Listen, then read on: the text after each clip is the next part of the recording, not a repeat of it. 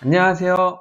돈을 공부하는 남자 수페TV의 수페입니다. 오늘은 주식 용어 세 가지를 정리해 볼 건데요. 이 세 가지만 알아도 우리가 재무제표를 볼 때 어디를 봐야 되고, 그리고 우리가 투자할 때 잘못된 투자를 하는 것을 조금 방지할 수가 있는데요. 이 용어가 어려울 수 있는데 아주 쉽게 풀이해서 설명드리겠습니다. 오늘 이 시간만 지나고 나면은 이제 리포트를 보더라도 이게 이런 거였구나 라는 식으로 이해하실 수 있을 테니까 이 영상 놓치고 말고 보시기 바랍니다. 시작 전에 이런 영상을 계속 받아보고 싶으시다면 좋아요와 구독 부탁드립니다. 여러분의 관심이 저를 행복하게 합니다. 감사합니다. 오늘 알아볼 용어는 바로 PBR, PER, ROE입니다. 이렇게 말씀드리면 갑자기 생각 안 나시는 분도 계실 거고, ROE랑 PER는 알겠는데 PBR이 뭐였지? 하시는 분도 있을 겁니다. 혹은 아예 모르시는 분도 계실 텐데요. 오늘 이 시간만 지나면 이 세 가지에 대해서 정확히 아시게 될 겁니다. 그림을 가지고 말씀드리겠습니다. 내가 100억 원의 자본을 가지고 어딘가 투자를 했는데 10억의 수익이 생겼습니다. 그러면 우린 이걸 가지고 10%의 수익이 있다 라고 말할 수 있겠죠. 그걸 의미하는 게 바로 ROE가 10이다 입니다. 그러면 10이 10%의 이익이다 라고 보면 되고, 정확한 말로는 자기 자본 이익률입니다. 자기 자본 대비 얼마의 이익이 났는지를 비교해서 나타낸 건데요. 이게 10이다, 5다, 뭐 20이다 이렇게 나오는데 각 종목마다 조금씩 다르겠죠. 지금 이 상태는 ROE가 10인 상태입니다. 그러면 10억의 이익이 나왔는데 이 이익 대비 내 시가총액이랑 비교했을 때 어떻게 나타낼 수 있을까? 라고 나타내는 게 바로 PER입니다. 내가 지금 매년 10억씩 벌고 있으니까 200억의 시총을 따라잡으려면 20년 동안 벌면 되겠네. 그래서 퍼가 20입니다. 이렇게 나타낼 수가 있고요. 퍼가 그러면 작으면 작을수록 더 좋은 거겠죠. 더 이익이 많은 거니까. 그리고 이제 자본 대비 시총을 비교해서 볼 수가 있는데요. 내 자본이랑 시가총액이랑 똑같을 수는 없겠죠. 언제나 괴리가 생기는데 이걸 비교해서 나타내는 게 바로 PER입니다. 순자산 비율이라고 하는데 내 자산 대비 시가총액이 주가가 얼마나 나타내고 있는지를 나타낸 게 지금 PER입니다. 그래서 자기 자본금이 지금 100억이 있고 시총이 200억이니까 두 배네. 그래서 PBR이 2라고 이야기할 수 있습니다. 이렇게 말씀드리면 조금 이해하기 어려울 수 있으니 바로 질문 형태로 바꿔서 말씀드리겠습니다. 이해하기 쉽게 질문 형태로 말씀을 드리겠습니다. 바로 자기 자본 대비 회사 가치는 얼마일까요? 라고 물어봤을 때 앞에서 우리가 본 게 있죠.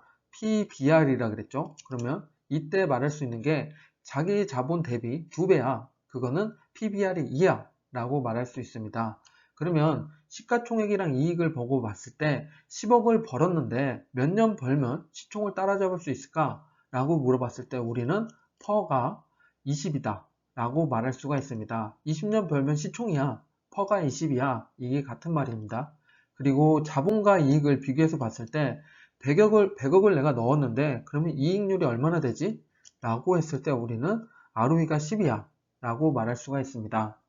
이렇게 질문 형태로 바꾸면 조금 더 편하게 이해하실 수 있겠죠. 앞으로 PBR이 뭐야? 그러면 자기 자본 대비 시총이 얼마야? 라고 물어본다 라고 생각하시면 됩니다.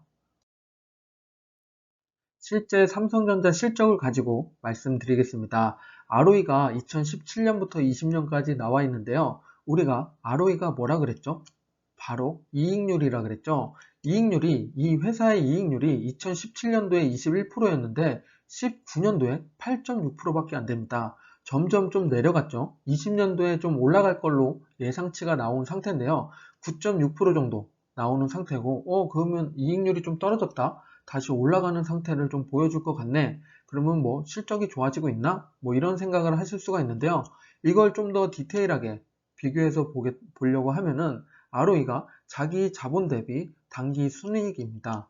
이렇게 따지면 이 숫자가 낮은 이유는 바로 당기 순이익이 내려갔거나 자기 자본금이 올라갔거나 둘 중 하나인데요. 대부분 당기 순이익이 내려갔기 때문에 이 숫자가 내려간다 라고 보시면 되고, 그만큼 수익이 조금씩 줄어들었기 때문에 이 숫자가 내려간다고 보시면 됩니다.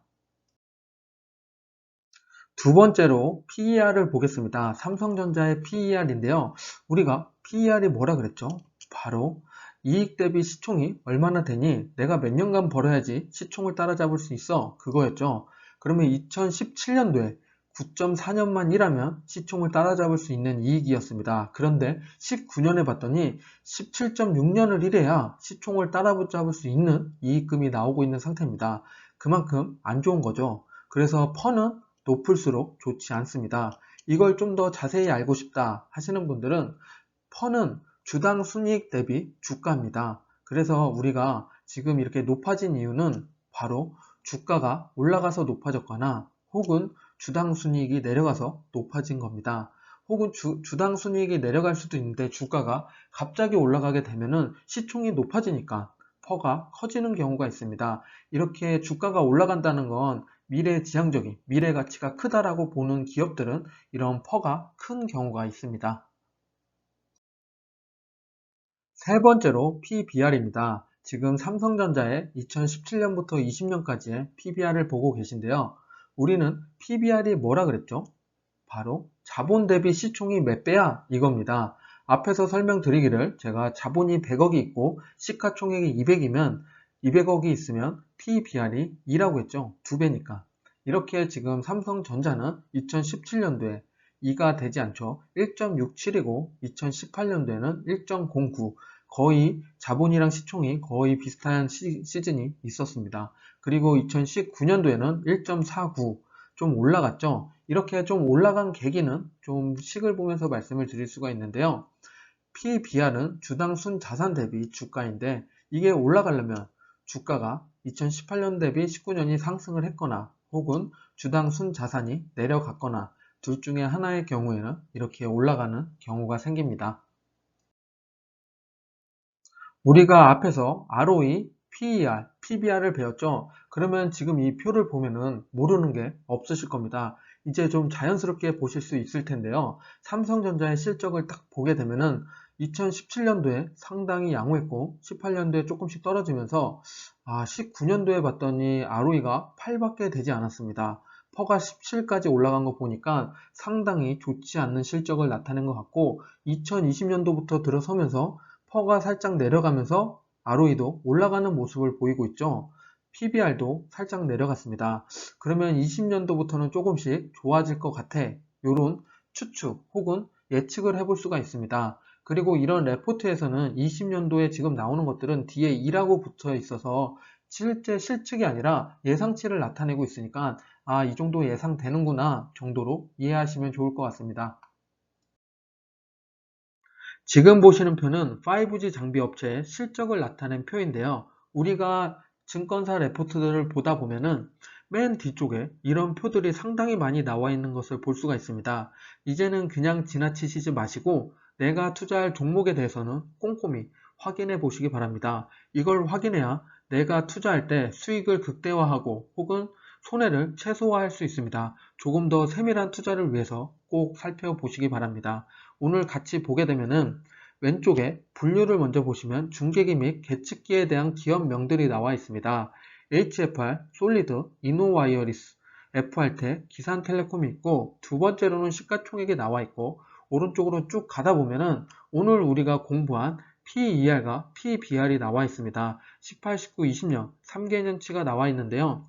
이 숫자를 보다 보면은 특이한 점들이 있습니다. 여기에는 HFR이 19년 대비 20년에 숫자 폭이 크죠. 19년도에는 85.7이었는데 20년에는 12.1입니다. 우리가 PER이 뭐라 그랬죠? 바로 몇 년간 갚아야 시총을 따라잡을 수 있는지였습니다. 그래서 19년도에는 HFR이 85년을 갚아야 됐던 게 20년도에는 12년만 갚으면 따라잡을 수 있습니다.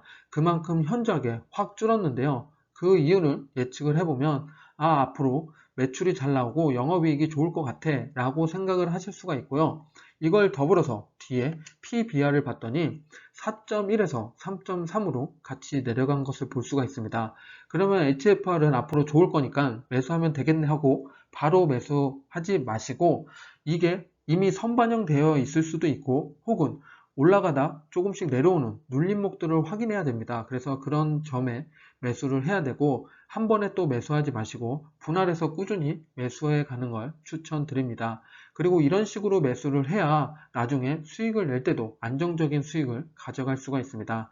앞으로 이렇게 차트를 보고 이 PBR, PER, ROE 등을 확인해 보고 투자해 보시길 바랍니다. 지금까지 수피였습니다. 이 영상이 괜찮으셨다면 구독과 좋아요 부탁드립니다. 여러분의 관심이 저를 행복하게 합니다. 감사합니다.